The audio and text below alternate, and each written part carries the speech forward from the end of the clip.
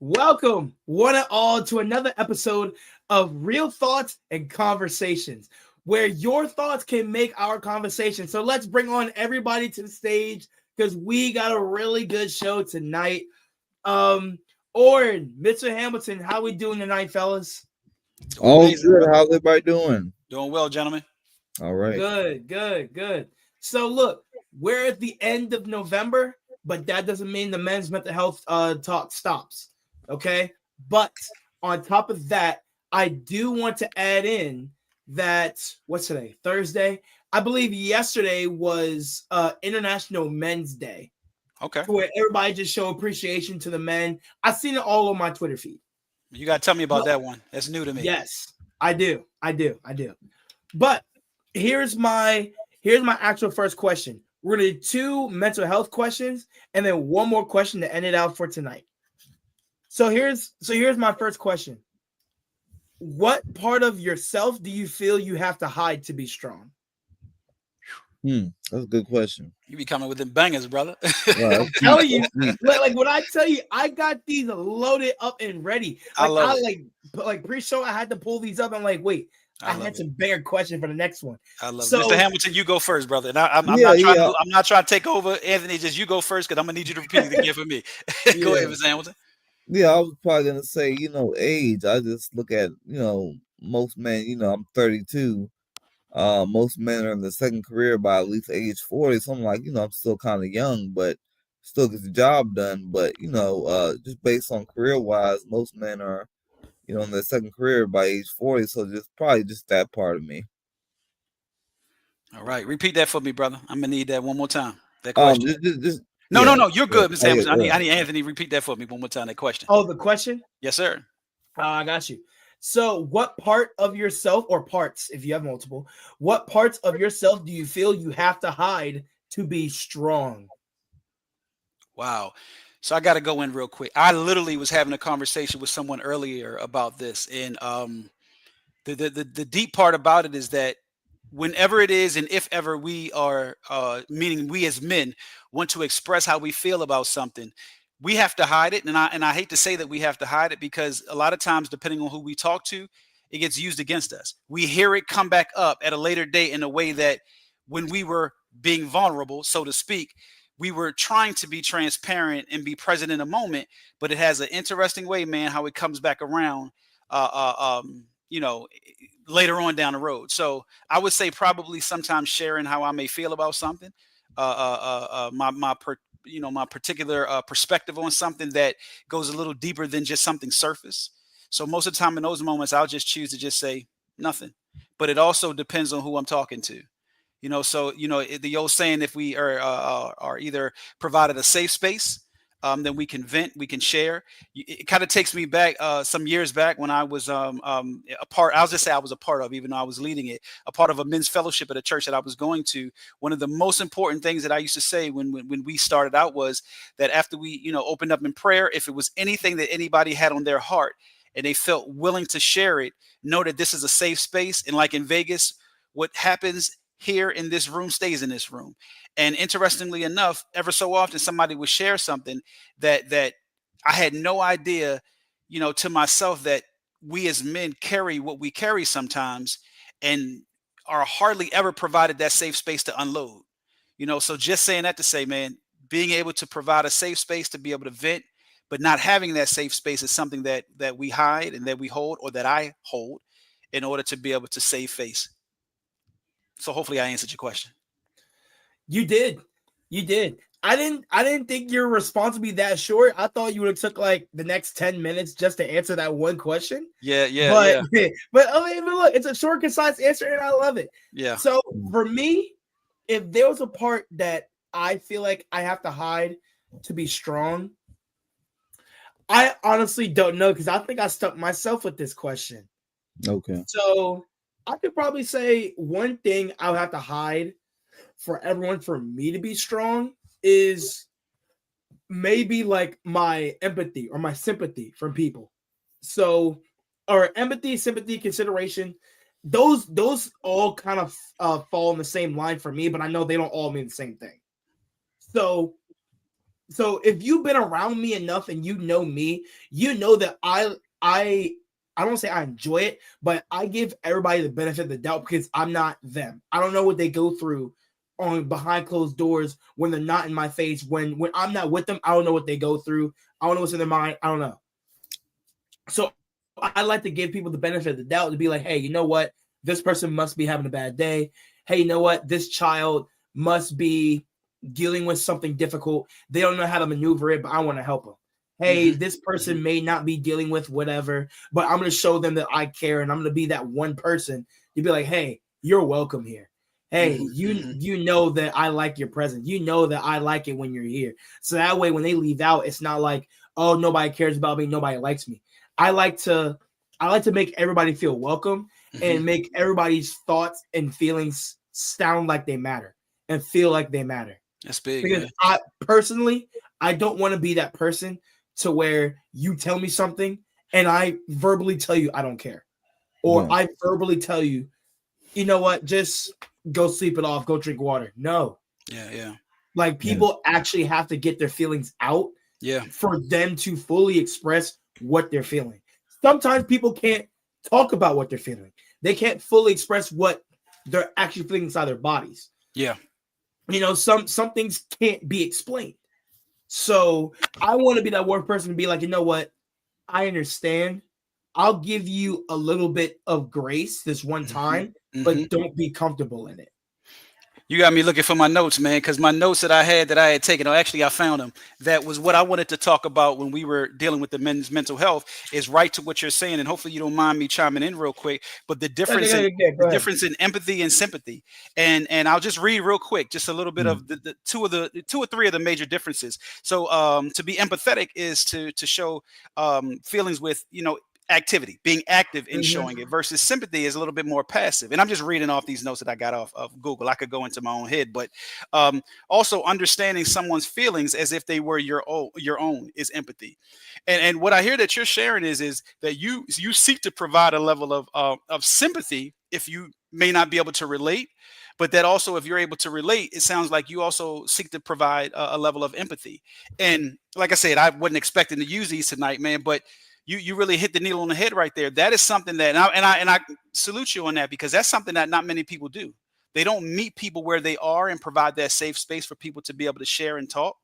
And the fact that you do that, and I'll assume Mr. Hamilton, you probably do that as well, for both of Yeah. you all being, Mhm. professionals in the educational world, Mm. classroom.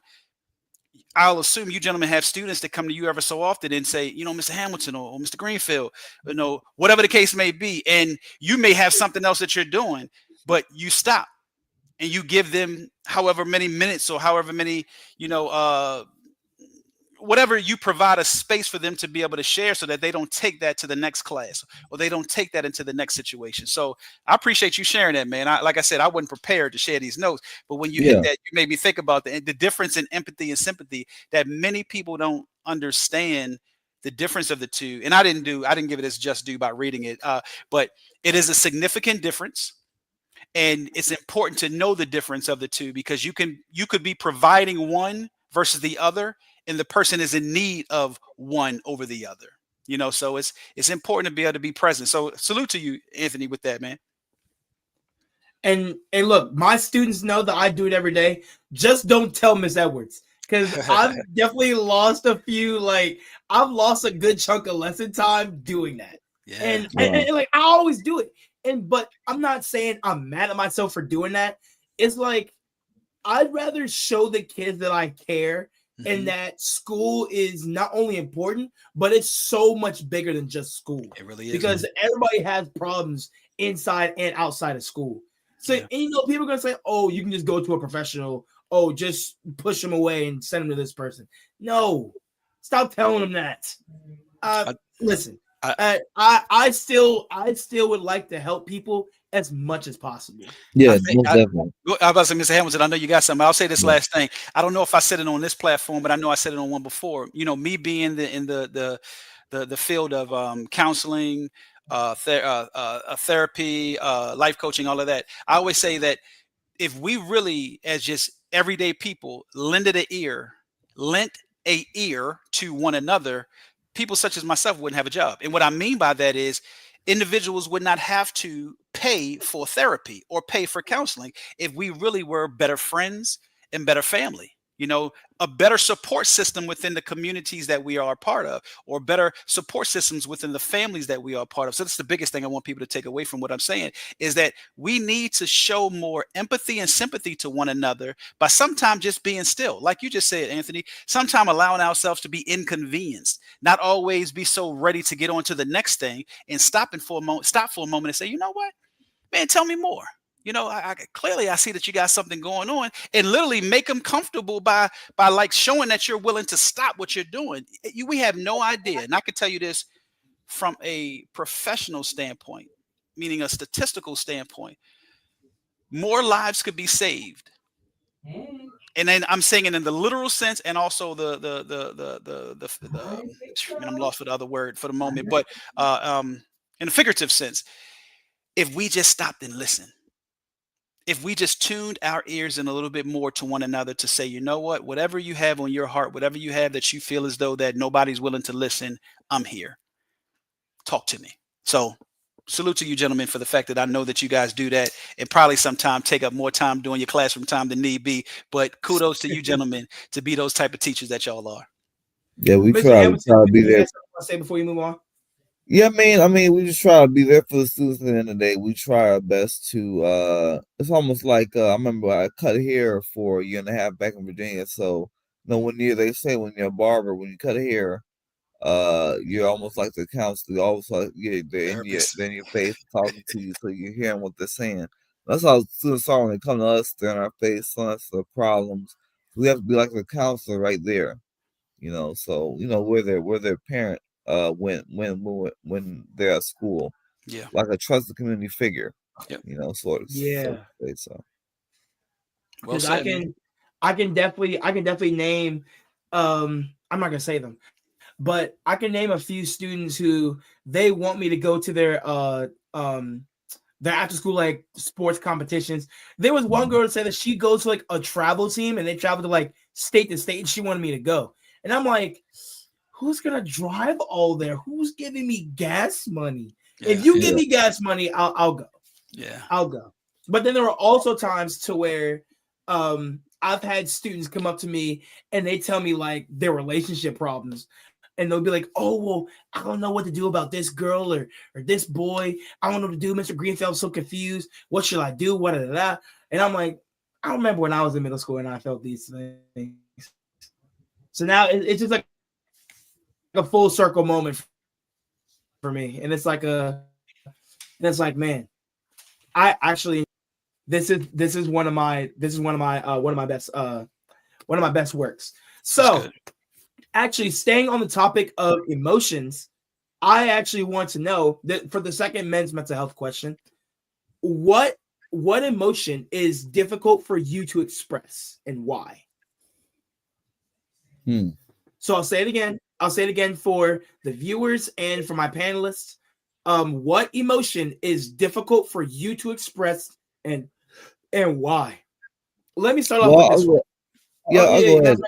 You go ahead. Yeah, that one. So I know a lot of people may say they have difficulty expressing emotion, but I challenge people to think that as a man, you should know how to express your emotions, especially at a certain age. Because if you don't know how to express your emotions, that's being emotionally unavailable. So you have to express yourself some way, whether I look at, avenues of acting or film or poetry, or, you have to know how to express yourself. So if you're not expressing yourself, that's you bottling things in you and you're not being healthy. So all the challenge men to try to express themselves, do their best, practice healthy masculinity. We talked last call. Good point, Anthony. You go ahead with it, brother, because I'm stumped. That is a great point, Mr. Hamilton. It was. I can say that my emotion, I do a lot of sarcasm, so maybe I hate to, not want to say I hate it, but it's kind of hard for me to act surprised, or maybe I don't know how to put it, but the best way for me to say it is when people tell me things and they want me to be cheerful and joyful for them because it's a small accomplishment for them. Me, I don't do that. So I may do it a lot fake, like fake times, but there's been rare times to where I actually feel happy for somebody. You know what I'm saying? Like even for the small accomplishments, like they got an A on an assignment, or they can bench press or lift this much, or they have this much money saved. They can do this. I think I have that one mindset to say, well, a lot of people always say that, but then soon after you're gonna have those feelings of you're gonna slow down, you're not gonna want to do it, or you may dip in your savings a few times, or you get an A on one assignment. Okay, that's one assignment. What about all the other ones? You're just gonna fail and bomb the other ones? Just that one assignment you want to get an A on? You know what I'm saying? Like I'm not trying to say I don't feel joyful for them. It's just kind of complicated for me to be like, oh, you know what? Congratulations. I'm so proud of you. It's kind of difficult for me to do that because I want to actually mean it when I do it. Yeah. Okay. Because I was going to ask you, I was going to ask you, could you elaborate? But I think I get what you're saying, and I always try to take a little bit of what you gentlemen say to kind of help jog my brain to answer these questions. Sometime, man, they're such great questions. So once again, charge it to my age. Repeat the question. Repeat the question for me one more time. I got you. Look, let me say this so that the audience understands. I am so paying attention to what you guys are saying that I forget the question, because I'm also, although I'm a part of this panel, I'm engaged into you guys' response. So just give it to me one more time. I got you. So what emotion is difficult for you to express and why? What emotion? Okay. Wow, man, you really look, you pulling, you getting you want us to talk. What emotion for me? It's a mess. Hey, look, it's mental health, yeah. We gotta talk about it. So, and you can correct me if I'm wrong, if what I share doesn't really answer the question, but I would say probably the emotion that is difficult for me to share at times would be, let's just say, for instance, if it's a situation that somebody has something that happened that was to some degree traumatic, and they may be expecting for you to shed a tear or feel some type of way in that. I would say not in this totality, but I'm just pulling the first thing came to my mind. I'm probably look, this is show my age a little bit. I'm probably moved sometimes with a tear that may drop by a movie be how far I am by when somebody shares something that may, for majority of people, it would be what would evoke emotions through tears. That's something that normally, man, my face stays a little straight. Now I can be extremely empathetic and or sympathetic and be present and engaging with them to talk. But if it's that they have an expectation of me, maybe like shedding a tear with them or something, or showing emotions in that way, I normally might not get that from me. And I'm not saying that that's everybody and that's all the time. That's just the first thing came to my mind, so hopefully I'm answering that question correctly. But that would probably be something that if somebody looked at me, they're like, wow, man, you kind of, that's a little cold, or, you don't have any feeling about what I shared. It's not that I don't, but that's not my first emotion that comes to surface. If it's something that I hear that it's like, I'm not looking at it from that standpoint. If I go a little bit further, sometimes when we hear things that are in the news or in the media, matter of fact, this may actually probably be a better way, a better example, that for many people, it evokes emotion, right? It could be something that where somebody may feel as though that it was some unjust or something that was happening. I'm not moved by it. I always want to know more of the story before I feel some type of way about the outcome. I'm really big on what was the cause. Now, I'm not as focused on what the effect is. So those are times and moments of where when I engage with people, they're like, wow, you don't feel some type of way about this. And I'm like, no, tell me how it happened and how did we get to where it is of what we see? Because the reality of it is this, it's three sides to a story, your side, my side, and the truth. So, and then also the other part of it is we got to realize that when it comes to what we see, it's an old school saying, believe none of what you hear and half of what you see. Nowadays, you almost don't know to believe any of what you see and still not believe none of what you hear, because this thing right here called the screen, so much can be put here that is an illusion. So, I'm going off on a tangent a little bit, but sometimes that could probably or speak more to answering your question. I usually probably show very little emotion of something that the masses or the majority shows emotions to, is because I want to know more of how is it that we got to where it is of what we see. Let me show me the cause to be able to understand a little bit more of the effect. That'll be my answer. Wow.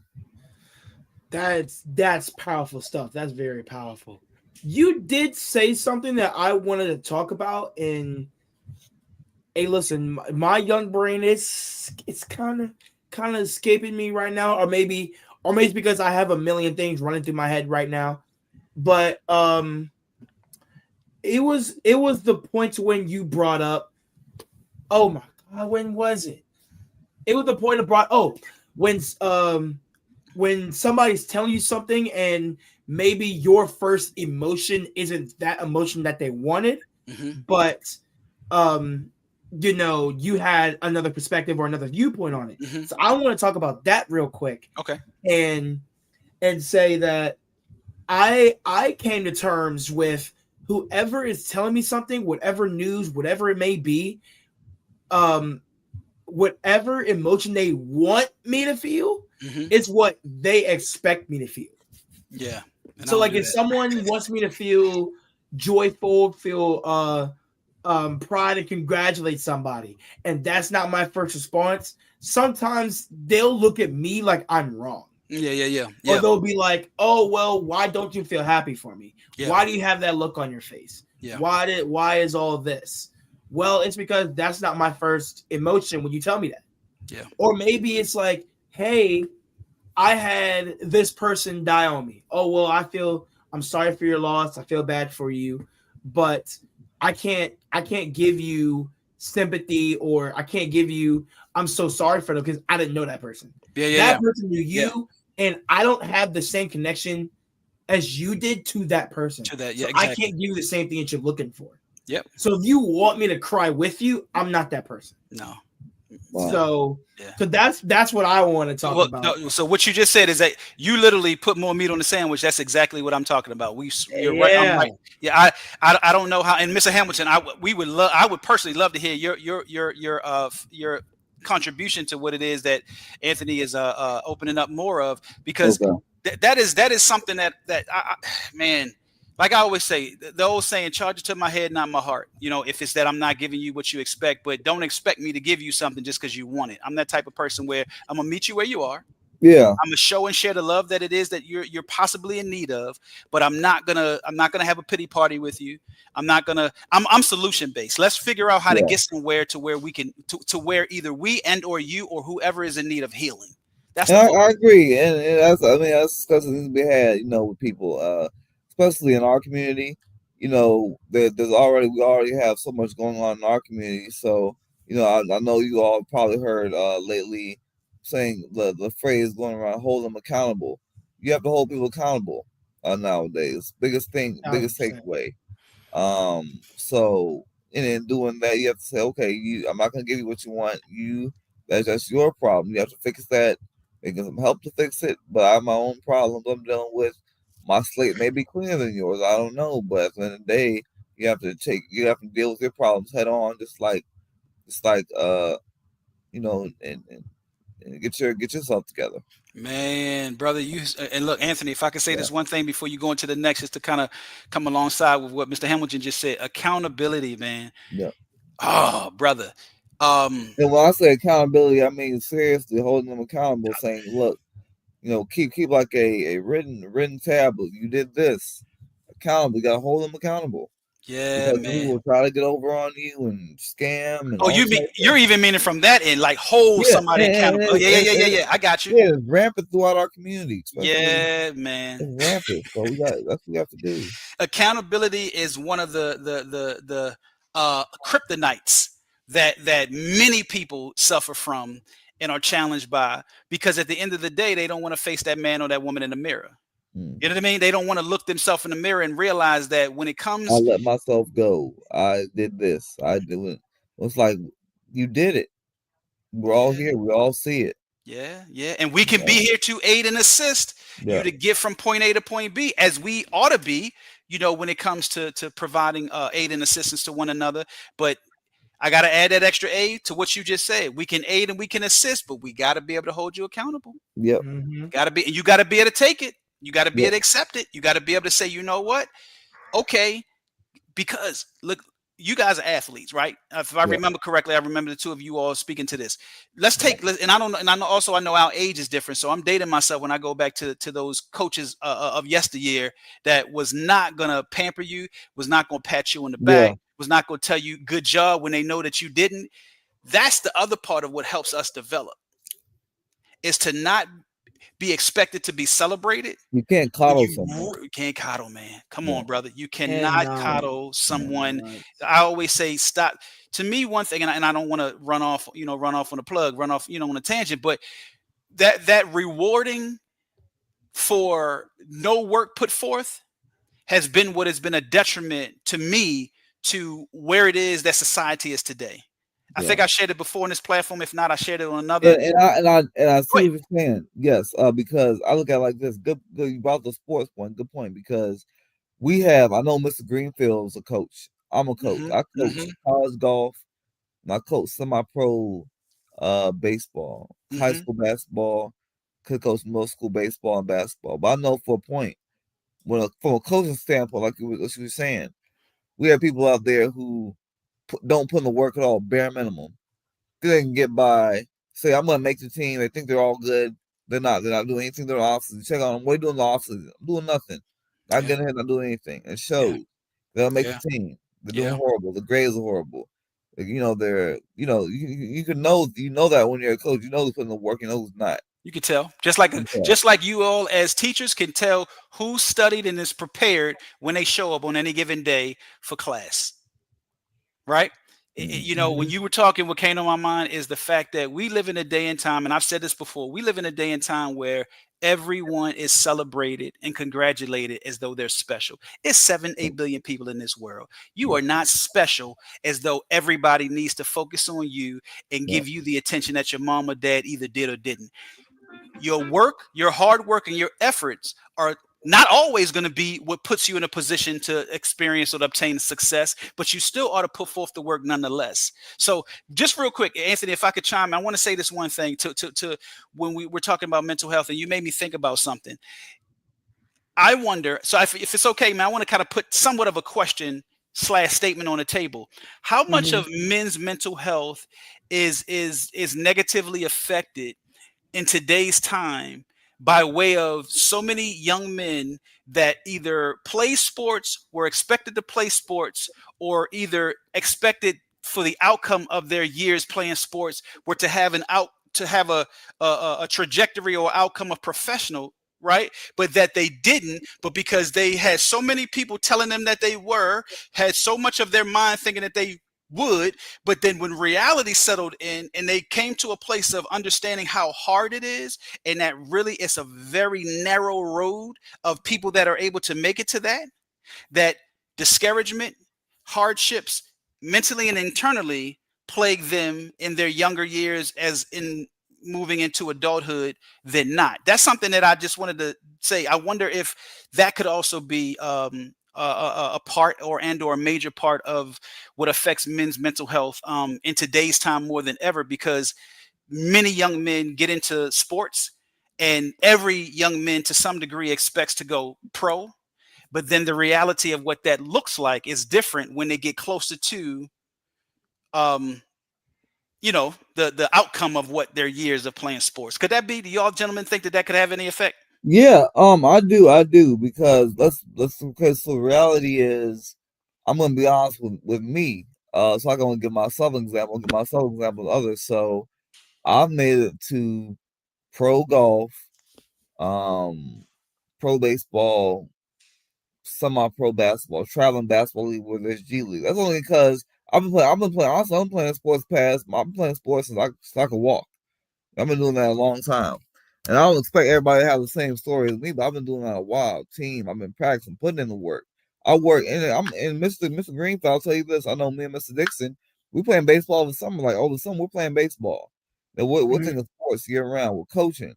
We're working with other coaches. I'm in touch with Bowie High School athletic director. So we're building. We're not taking days off. We're consistently building. Now, when it goes for other people, you can check on them who may not have gotten as far as us. They could sit here and say, "Oh, we're just what are they doing? Oh, we're just sitting here eating popcorn, watching movies, not taking care of our not taking care of ourselves in the off season, getting off task, not doing something that an athlete would do." So when you're an athlete, you stick to that. You stick to being an athlete. You don't go all over the place. Like on my, for example, on my Instagram, I put up there, I put on my Instagram music, but I don't want anybody to know that I, play professional sports. That's me protecting myself. At the same time, I'm an athlete. I'm still on the team. I've been on for 4 years here in Bowie with the baseball, so I'm still on the team. Mr. Dixon's on the team with me. I try to get Mr. Brown on the team with me. So we're all, trying to get on, the baseball level, the sports level, coaching. It's a season. We're thinking, go hard or go home sort of thing. Yeah. So that's the mindset you have to be great. Because if you want to be average, everybody's being average. Plenty of people being average. So you have to have that mindset of growth, putting the work, push-ups, sit-ups, even during the off season. Work hard when nobody's looking.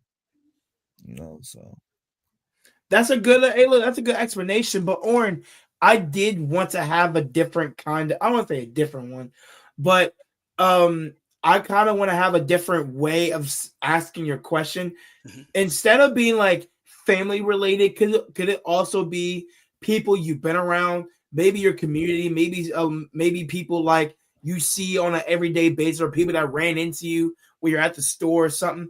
Because I've had so many instances, like how big I am. I've always had, and I still do. I've always had people come up to me and be like, "Hey, do you play football? Hey, what sport do you play? I bet you play football. Hey, I bet you're on the O line. I bet you're on the D line. Hey, I bet you do this. Yeah, man, I want you on the team because whatever." There was one time that I was doing a birthday party for my coaching job, and and I was in Silver Spring in Montgomery County. And so when I was over there, and after I got done with the party, there was a guy that walked up to me. He was like, "Hey, do you want to play for a Canadian football league or play for like a Mexican football league?" And I'm like, "Whoa, where did this come from?" Then he showed me like his Instagram page. He showed me everything. And basically he was trying to recruit me to be on his defensive line. Wow. So what I can say to that is everyone looks at the size of the person, because we can all look at a tall person and be like, "Oh, he got to play sports. You got to play basketball. You got to be like a good quarterback or wide receiver." Somebody may look at like a 280, 290, 300-pound guy and be like, "Hey, I bet you're an O lineman. I bet you're a D lineman. I bet you be moving people."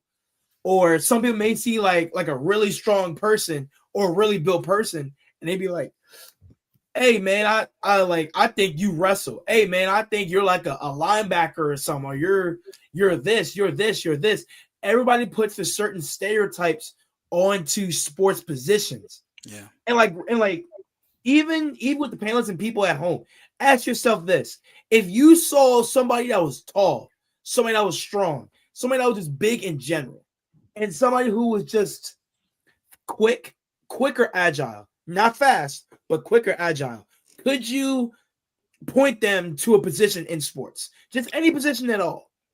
And the answer is yes, because everybody's been doing that all my life, no matter what I do. And here's another thing. Here's a good way to look at it. We're all almost 30 and above, so good way to look at it. In high school, you have the posers. You have the wannabes, the posers. You get out of high school, travel a little bit, you see the real tough guys, the people who really do it. I always gave this analogy, this thing about the UK.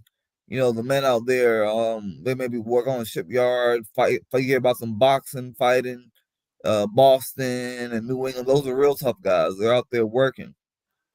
So you have to know how to No reality and Differentiate. what's opposing in the Yeah, state. yeah, Yeah, yeah, Yeah. yeah, yeah. yeah. Well Yeah. said. Yeah, good job. But Yeah.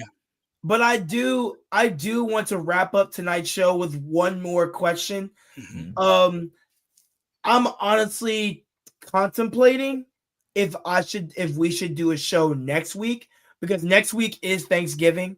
Yeah. So I do want to say our final question for the night is can you name me 3 things you are thankful for? Oh yes, yes. I remember this question from last year. I went to show Mr. Greenfield during around Thanksgiving. Yeah. Mm-hmm. Yeah. So Either one of y'all. Go ahead. I'll follow. I can go first because Mr. Hamilton been taking the spotlight a lot. So the first thing I'm thankful for, obviously, it's my family. I wouldn't be anywhere without my family. Um, they've helped me through a lot. They've gotten on my nerves through and through a lot of times. But at the end of the day, it's like if I know I need something, I can call them. The second thing I'm thankful for is my friends, both whether it's home friends who I've had for I'm 24. I've had for 18, 20 plus years now, and even like my college friends who I've been with since 2019, maybe since like the start of the pandemic, and we've been through a lot together. Like we've done a lot of nights that we stayed up past 11:59 doing assignments. Times we did late night McDonald's runs going out to the calf or going to Walmart or whatever. So just spend time, hang out, and even for the people that I just met, I appreciate them. And three, I want to say I appreciate both my jobs. If you've been living under a rock for the last 2 years, a year and a half, I'm a seventh grade math teacher and a flag football coach in the DMV. Mm. So, and we were just talking about it earlier today at the Commanders training facility, how we were saying we were thankful for just being in this opportunity. I was so thankful that I was able to get into the Commanders training facility. Some people have been there multiple times because those are fans. I'm not a Commander fan. I'm gonna say that right now. I'm not a Commander fan. I'm a Patriots fan. If I was able to get my job, which is impossible, if I was able to get my job and we go to the Patriots training facility, what? That would be the best 2 hours, 3 hours of my life. And I'm Yeah. telling you, I'm soaking up every single second, just the same way I did today. I soaked up every single coaching moment, every single second, every single kid that I coached, everybody. Because you got to understand, I was in the same training facility that Jaden Daniels was in when he first came to the league, or when Clinton Portis was in it, or Santana Moss, or Pierre Garcon, or London Fletcher. Just name a few legends and current players off the top of my Mhm. head, or Terry McLaurin, T-Mac. I was in that same facility that they were practicing on. You know Wow. what I'm saying? So that moment, I was so thankful for that moment, for both my teaching job, all the kids and all the people I met, Mr. Hamilton, Mr. Dixon, Miss Edwards, whoever. Bro, thankful for y'all, man. Well, most Thankful definitely. for I you. definitely as I tell you, Mr. Brown, Mr. Dixon, myself, who are Oh, all Mr. Brown, my guy. who Mr. are Brown, who are all that's coaches my or man. who have been coaches at one point. We're like I was at school observing. Mr. Brown's in the middle of the season. Basketball season, basketball coach. He's focused on coaching, so we gotta get him in that coaching mode. It's a season. We gotta stay in that mode. Summer, we're in our own respective leagues, we're playing our sports, still in it, but we're still tapping the coaching at the same time. So we're doing that. So let's stay focused.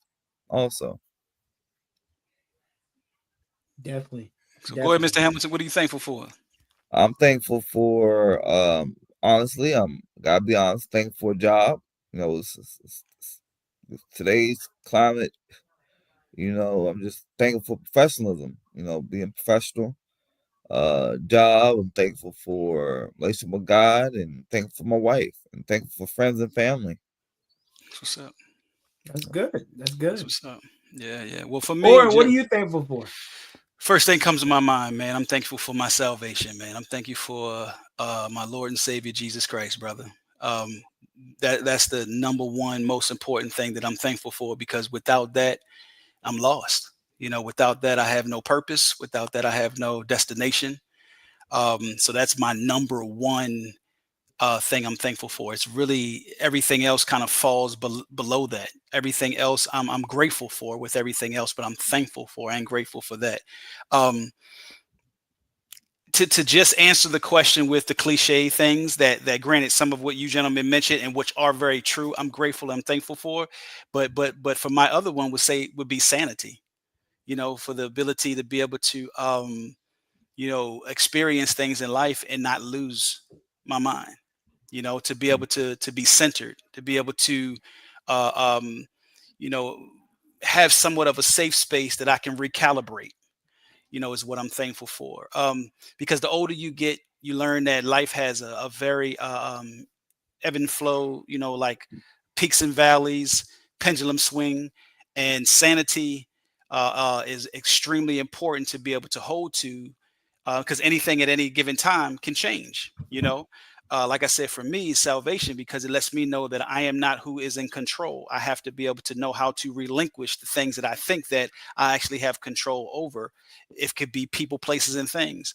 The ability to be able to go before the Lord and pray about it, and literally leave it at His feet, leave it, and then move on.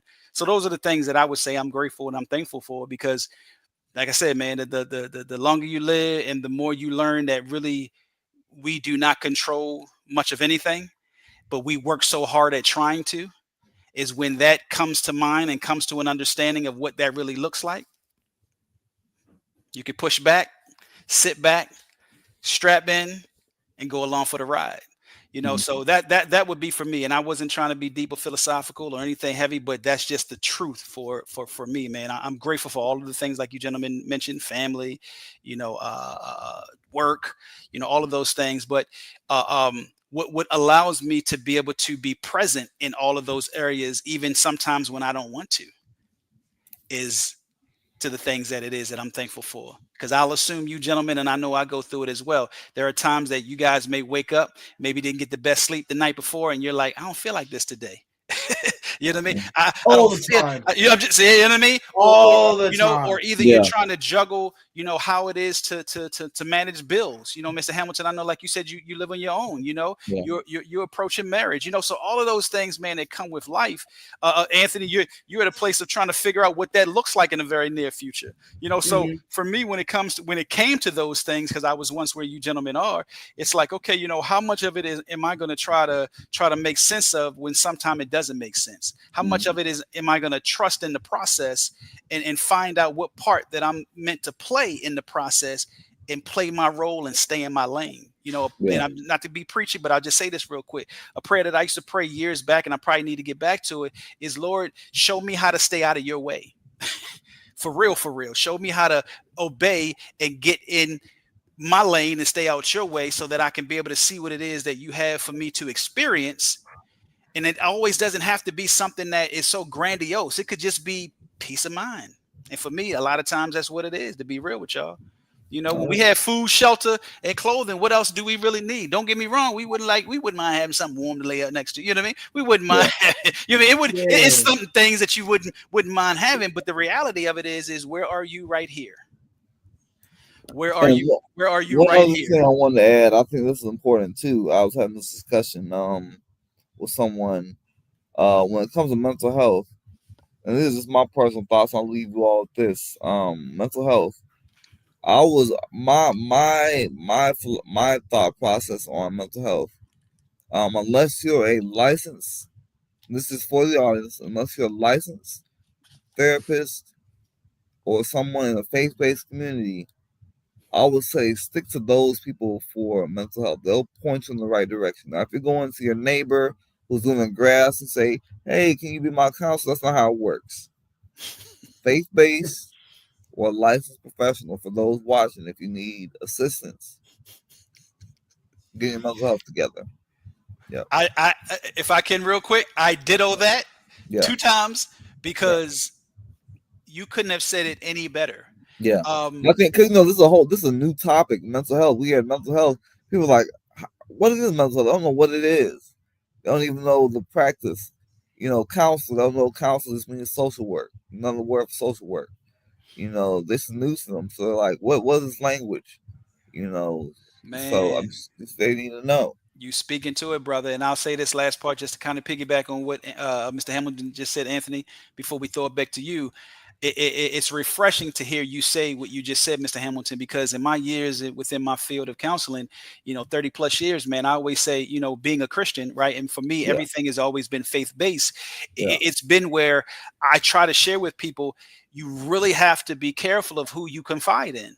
Yeah, You exactly. need to make sure that who it is that you're trusting. And I think, Anthony, we talked about this a week or two ago within what we're talking about in men's mental health, is when you think about your feelings and your emotions or something that you're going through, look at it like something that's very, very precious and fragile. Like it's literally, it needs to be handled with care. You have to, and you ought to think about who you're going to hand it to for them to hold it. You don't want to hand something that could easily break to somebody that has butterfingers.